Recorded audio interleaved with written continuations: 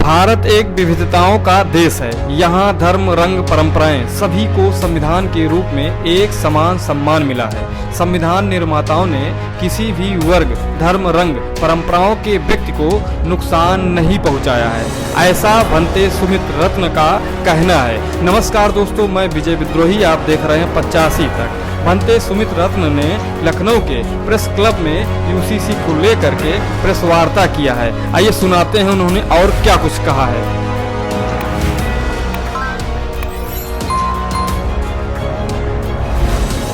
बौद्ध भिक्षु सुमित रत्न मेरा नाम है।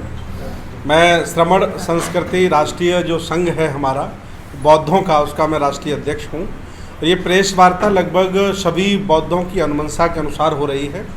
इस प्रेस वार्ता में हमने ये विषय रखा है कि सरकार जो यूनिफॉर्म सिविल कोड ला रही है, इसके पहले संविधान में प्रदत्त तमाम समानताएं हैं, जैसे समान शिक्षा का अधिकार, समान और बहुत सारे अधिकार हैं। एक जाति को ज़्यादा नंबर मिल जाते हैं, एक जाति को कम नंबर दिए जाते हैं। हर स्तर पर असमानता है भारत में, छुआछूत भेदभाव है भारत में। इस पर सरकार काम नहीं कर रही है, बल्कि यूनिफॉर्म सिविल कोड बना करके आम जनमानस को डराया जा रहा है। मेरा ये अंदेशा है, विज्ञानवादी, समतावादी और संविधानवादी, एक अहिंसावादी बौद्ध भिक्षु होने के नाते, कि सरकार अगर ये बिल लाती है और अगर किसी के हक मारे जाते हैं, तो जो मणिपुर में आज हालात हैं, लोग एक दूसरे के खून के प्यासे हो गए, खून बहाने लगे हैं, अगर उत्तर भारत में, उत्तर प्रदेश में भी ऐसा होने लगेगा तो इसका जिम्मेदार कौन होगा। मैं एक बौद्ध भिक्षु हूँ। मेरा एक निवेदन है सरकार से कि जितने भी अल्पसंख्यक लोग हैं भारत में, चाहे वो जैन हैं, चाहे वो सिख हैं, चाहे वो बौद्ध हैं और चाहे वो ईसाई हैं या अन्य लिंगायत हैं, इन सभी लोगों को, ट्राइबल हैं, उनको सबको बुलाया जाए, उनसे पूछा जाए, उनसे सहमति ली जाए, उनसे डिस्कस किया जाए, इसके बाद यूनिफॉर्म सिविल कोड लागू किया जाए। इसके पहले भी अपने मन से थोपा न जाए। यूनिफॉर्म सिविल कोड क्या है, सरकार क्या चाहती है, उसका एक मसौदा बनाया जाए और वो मसौदा भारत के सभी लोगों को पढ़ने दिया जाए, तब व्यक्ति खुद समझेगा कि मेरे हित में है नहीं या नहीं है। भारत की उन्नति के लिए कोई भी कानून बने, उसका हम स्वागत करते हैं, लेकिन हम नहीं चाहते हैं कि कानून के माध्यम से किसी का हक छीना जाए और किसी को परेशान किया जाए।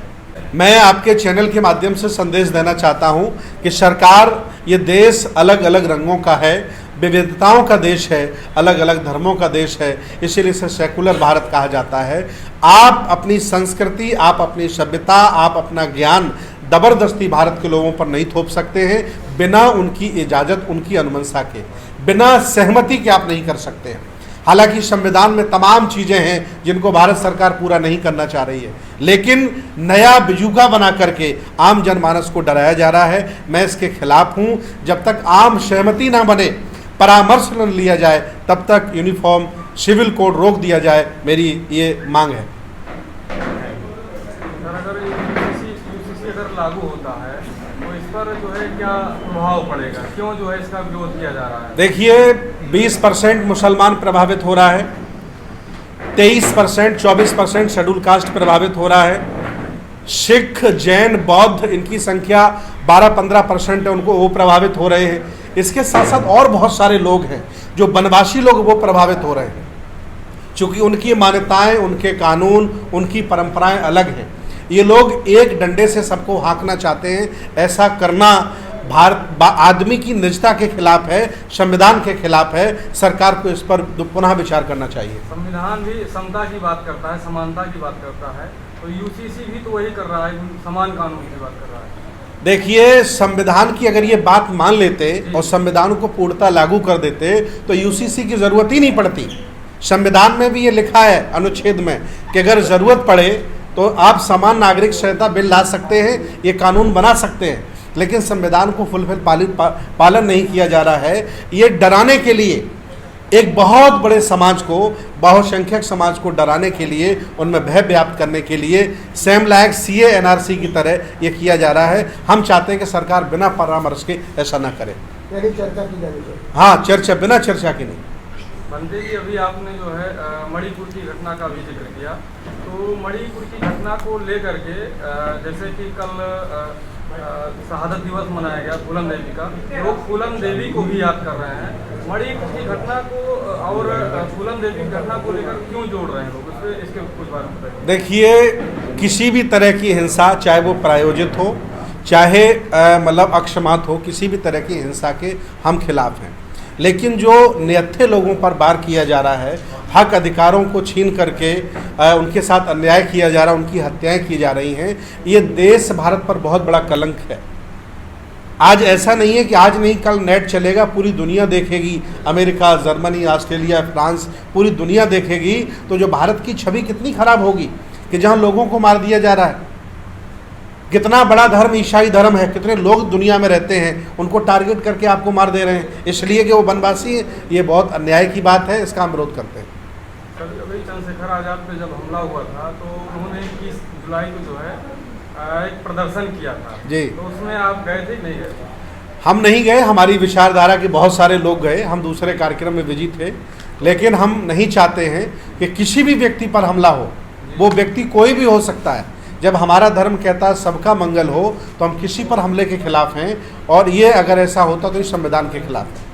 सर, आज आए दिन जो है नए क्रांतिकारी बहुजन समाज में निकल रहे हैं और वो जो है बहुजन को एक करने की बात करते हैं, लेकिन वहीं देखा जाए तो बहुजनों के लाखों संगठन हैं, क्या वो लाखों संगठन भी एक हो सकते हैं? देखिए, पूरा बहुजन समाज पथभ्रष्ट है, मार्ग से भटका हुआ है, मनमानी कर रहा है। अकेले बाबा साहब थे जो बड़ा इतिहास बना के चले गए, ये न कोई उनकी नकल कर पा रहे हैं, न उनके हिसाब से चल पा रहे हैं। सब अपना अपना नाम चमकाने के लिए घूम रहे हैं। आम सहमति नहीं है, एक दूसरे का सम्मान नहीं है, और किसी भी तरह का अभिमान घमंड इनके ऊपर हावी है, उसको लेकर के घूम रहे हैं। बाबा साहब ने कहा था कि संगठन में रहिए, ये संगठन बना करके निकल पड़े हैं। आज लाखों संगठन है, कुछ नहीं हो पा रहा है। इसलिए हम चाहते हैं कि आप अभिमान घमंड को त्यागें, मिलकर के काम करें, व्यक्ति को नहीं, संगठन को नहीं, विचारधारा को महत्व दें। धन्यवाद। भंते जी, एक लास्ट जो है मैं आपसे पूछूंगा कि अगर इन बहुजनों को जो बाबा साहब ने कहा संगठित बनो, शिक्षित बनो, संघर्ष करो, संगठित बनो, तो ये जो संगठित होने का वो है, लोग कैसे संगठित हो सकते हैं? बहुजन समाज कैसे संगठित हो? ये देखिए, संगठन होने का भी आंतरिक मामला है, दूसरा संगठनों का भी प्रयास है, दूसरा व्यक्ति जब व्यक्तिवादी होता है और संगठनवादी है तो वो संगठित कभी नहीं हो सकता है। आगे का क्या प्लान रहेगा? हमारा काम तो है सोए हुए लोगों को जगाना, अनवरत जगा रहा हूँ, और उस काम को मैं ईमानदारी से कर रहा हूँ और करता रहूँगा।